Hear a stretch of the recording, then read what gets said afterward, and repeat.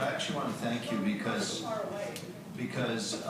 you've moved our conversation to a little deeper level. I think you're raising the kinds of questions that if this CT is to be helpful to the church, we're going to have to wrestle with. So I actually appreciate very much you're trying to sharpen the tension. And I was going to call on Amy, who's already on her feet. So I do want to call on Amy to have a chance to respond since you were directing questions to her. Amy? The church is set up for winners and losers the way it is. Amy, a little closer to the mic, I'm sorry. The church is set up for winners and losers the way it is. So we can have a great conversation about respect, and at the end of the day, you get to go home and be included. And at the end of the day, where we've had a respectful conversation, I get to go home and be excluded. I am not saying, so when you say, you know, it's here and I want it here, I want it here. I want no matter what your heart tells you about my worth or not worth, to be able to say at the end of the day, nobody goes home feeling excluded. And that's how the church has been organized. We can have all these wonderful dialogues and conversations, and do you think we haven't been having those for 40 years? But at the end of the day, I still don't have a church to go to or to serve. Do you understand that nuance? So I am not telling anybody they can't belong. I'm not even telling them to change their mind. I'm just saying, is there room to include me and the people for whom I speak and represent? Because at the end of the day, my people go home with nothing. All right. Patrick, you look like you wanted to respond, and in some ways, maybe the two of you are having a proxy conversation for us, but that's all right. I think it kind of helps sharpen the issue. I won't let you two of you go on forever. Because I do want us to be able to include others, but I want you to have a chance to respond. Just to say, I know that the situation is not like that. My struggle is how can we find that solution? And one point in it is when I shepherd to a central conference which is so diverse, for example, I know that I have churches that are very well open if gay or lesbian pastor churches at church.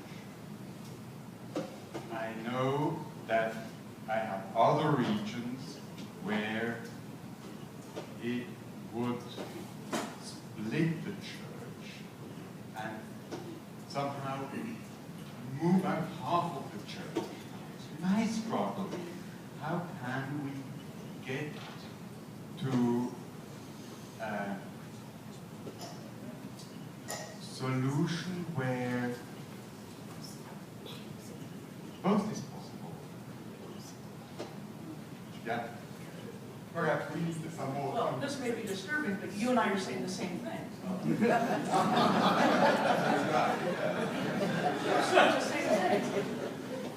I would like the churches in your conference that allow gay and lesbian pastors to not be against the book of discipline in order to minister in that way. Right now, what you just described, and maybe I heard you wrong, but are there gay and lesbian pastors pastoring churches, and you haven't filed charges against them? I mean, you understand what I'm saying? That part of the equation is illegal in this church. And we get to a point where these folks can exist legally, and so can these folks. All right, Patrick, do you want to respond?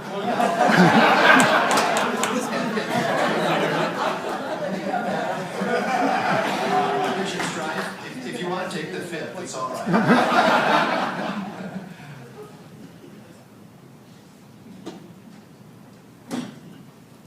I sense a lot of fear in the church around how do we honor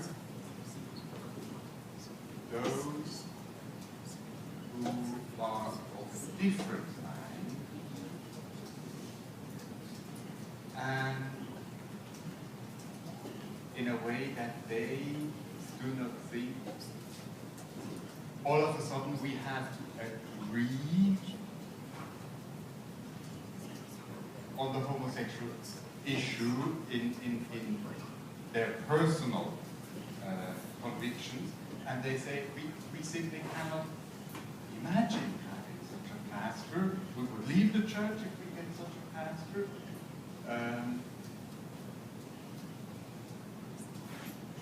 How can we open the discussion in the church? Perhaps the comparison is not the best one, but it's the only one which comes to my mind. When we did not have in Europe discussions around Afro-American churches, but we had strong discussions about women.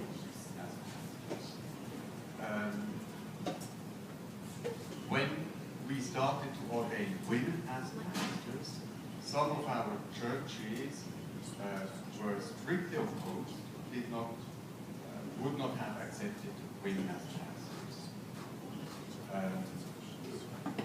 think at first it's good